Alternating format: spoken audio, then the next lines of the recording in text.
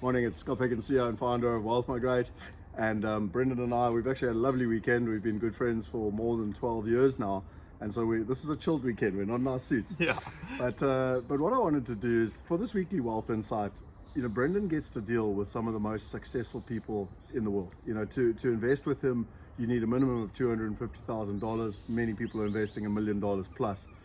And I wanted to ask him what his one thing was. But before I go there, I also wanted to point out that I met Brendon 12 years ago doing a self-improvement course. And it's so interesting because this weekend is Tony Robbins. There's 23,000 people on Tony Robbins this weekend. And of my team, 7 people committed to do it and only 1 has done the whole course. And it's such a metaphor for life that everyone wants things. They want to be successful, they want money, they want growth, they want happiness, and yet they're not prepared to do the hard work. And why I bring this up was that it was 2007 plus minus where we met, and we were away for a weekend when our friends were probably partying or looking after their kids or buying houses or something, and we were doing the self-growth work. Yeah, got to put in the work. Of all the people I've met in the world, literally you would be in the top 5 people I've met in the world that are consistently going out there to learn about growth and improve yourself in that, that they call it a conscious level. You've got a higher conscious level than others where you're constantly looking to learn and grow. And so the reason I asked the question about what is the one thing that successful people that is not so much because it's a guessing game, but I know that it's like your mission to figure it out. Yeah. Not only so that you can understand it, but so that you can copy it.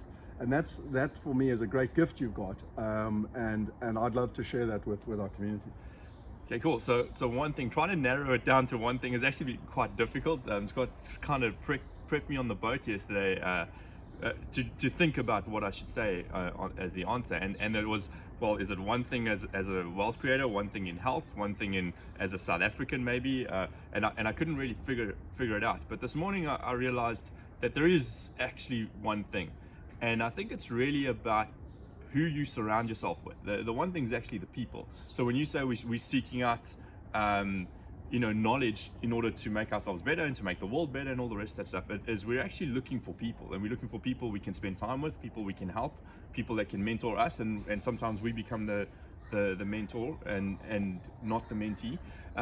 So I think it's really about quality people. If you're looking for quality people in your life, it makes a world of difference. Like who you spend your time with every single day is so important, because that influences how you think, it influences what you learn, it influences what you do, it influences how much money you make, and how much fun you have, So seeking out good quality people all the time. And I mean, one of the best things about you that I've always found inspiring is your consistency in always learning. You're doing a Tony Robbins course while doing a Robin Sharma course while doing something else like this, and then somehow you still run a very successful global company, So when I look at what the wealthy people that I deal with do all the time is they work with very, very good quality people, and oftentimes they look for people much better than them at stuff, not just like a little bit better. So if I use property as an example, because that's what I do and love, I mean, we've got a $230 million portfolio that we manage in the US, and about to go to 260 because we're buying another one in about 60 days. We're under contract now. Just to that point, so go to wealthmigrate.com and look at Infinity. It's not a pitch. This is really how can we help people. So if you're looking for quality people, learn from people that are significantly better than you at what you're trying to do, and then follow that path. And oftentimes, if you're a great student, somehow or other you end up working with those people. I mean, I can say through my life, I've ended up working alongside or for, not that I've ever really had a boss, but I've worked with people in a sort of underling kind of position because they're better than me. But if I bring value somehow or other to that table, I get to be at that table. And if I'm at that table, then I'm learning at a much greater rate. Brendon said something very key there. If I bring value to that table. So the problem is most people come to the table and they want something. And that's you've got to give. You've got to give. I just wanted to point that out because it's such a valuable thing you said there. Yeah. So I mean, as an example, we were buying our first medical property together 5-6 years ago. Wow, it's actually a while already. Hey, and I mean that was a $16 million transaction. And to be fair, I knew nothing about medical buildings at all. But we had somebody who had built 14 medical buildings through his life and was a multi-billionaire in rands. I don't know if that counts in dollars so much anymore. It's like $10. But I mean, he had the ability to vet the project, to understand the due diligence, to tell us what to do, and all we did was the work. We said, okay, we'll do all the legal work, all the capital raising, all the modeling, all of that stuff. Just tell us what to do, and we brought value to the table, and as a result, everybody benefited. Because we had probably 30 or 40 or 50 investors, I can't remember how many in that. We personally invested ourselves. It became a very successful project over the last 5-6 years. It paid out cash flow. And that was our first sort of foray into medical commercial buildings. And I've bought a few of them in the past with my investors over the last couple of years as a result of that knowledge. But I wouldn't have been able to buy those buildings unless I was at the table there. And then, you know, what I'm also finding with really high level people is they're doing stuff. They're not always at the learning table. They're saying, okay, let me take that and how quickly can I go apply it? Because in the application is where they really get that knowledge, you know? So it's the seeking it, but then it's like, I have to do something, otherwise it doesn't happen. Well, I mean, to some extent, it's what I say a lot, is the 21st century is not about learning and then doing, it's learning while doing. I absolutely agree with that. Because you never learn everything, you know. Yeah, you never learn everything. So I always say, if someone says they're an expert, they're lying, because you can't be an expert on anything, because you can only become an authority, which is where you're learning consistently about something. Absolutely. I mean, we've done a lot of deals in multifamily space, as you know, and every time I do a deal, there's always something else to learn.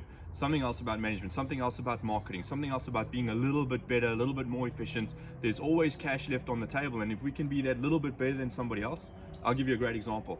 COVID now has smashed everybody around the world, right?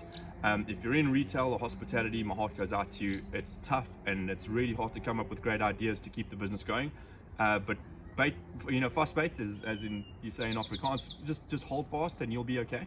But in the multifamily space, what we did, we couldn't do any in-person tours because none of our management companies wanted to expose themselves to the risk. So we said, okay, we have to go full digital. So how do we do that? So we partnered with a great company, RealPage, if you guys know or you know, look for good quality software in rental management. RealPage is fantastic. And they helped us go fully digital, even because, as you've always said in the property business, it's archaic and everybody likes doing the PDFs, and somebody needs to sign the lease document and scan it in and then, you know, fax it. I mean, in the US I still get faxes, don't understand it, but anyway, you know, or email the PDF document. And we said, look, we're done with that. We now want a full 3D virtual tour. So we hired somebody to do the Matterport videos. We put it into a digital leasing system where it would show the video, take them to an upsell page effectively, and then get them to sign the lease online right there and then. We did 51 leases in June. Our best month ever for that portfolio was in June, because we were able to lease up one of our properties that was about 90% occupied. We're at 95% occupied now during the COVID crisis, because we said we're not going to let this hold us back. So we figured out something and we got creative, and now we're like, well, we're going to do this on everything, because now I don't need all the manpower that we were using before just to lease up properties. So it's really worked well. Sure. So many things that you said there. You know, there's you've heard me say so many times that COVID is going to be amazing for digital adoption, and exactly what you talked about. So I think the one thing, as you said, is who you hang around with. I would recommend going and Googling a little book called The 5 Monkeys. And it's a classic little book about the 5 monkeys you hang around with, which is exactly what Brendon's talking about. You know, it can either help you improve or pull you back. You have heard me say as well that I like to put myself in the room where I'm the dumbest, poorest person, because there's only one way up, and it's the same sort of principle. And lastly, if you're on this group, there is that research which came up from Deepak Chopra that if you try and do something on your own, you've got a less than 50% chance of succeeding. If you do it with a husband or wife, you've got about a 60% chance, or partner obviously, chance. If you do it in a like-minded group of people that all have the same common vision on driving each other, you've got a higher than 70% chance of succeeding, which is why we've got the Wealth Inner Circle, because wealth is actually quite difficult to do on your own. Whereas when you're working, learning, like you said, the medical story, like you said, the multifamily story, and I just, you know, I really value our friendship, because we push each other and we learn stuff, and it's like you find something and you share it, and I find something, and other people we know we hang out with.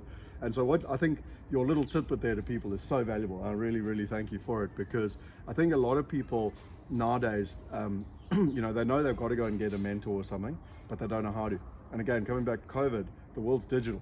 Yeah. This person doesn't have to be your best friend. You don't have to have gone to school or university. You can literally find them online and join like-minded groups of people. And then the last thing I would say is make sure you learn while doing. Brendon's got $250 million of investment in multifamily, which is a whole real estate class that we can't talk about right now.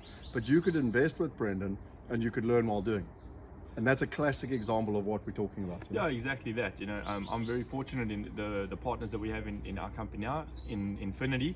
There's only 3 of us, and they're significantly better than me at certain factors.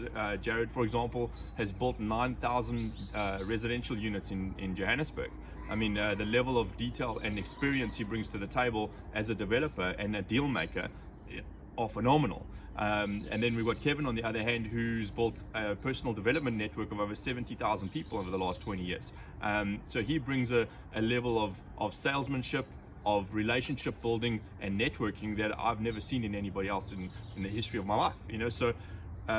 So when you get to work with your mentors, it pulls you forward, it makes you do better, because now you're in the room with really exceptional people. You're like, well, I better try and be exceptional, so it puts you on the back foot a little bit, which is a great driver to pull you forward. And then it also becomes fun, because now if you do add value to that table, it's phenomenal, and the growth you experience is truly great, and you end up helping a lot of people. And usually if you help a lot of people, you end up helping yourself as well. Yeah. So this weekly Wealth Insight, who you hang around is who you become. Thanks so much, Brendon. Really appreciate it. You summed it up so nicely. I had so many words. That was like one sentence.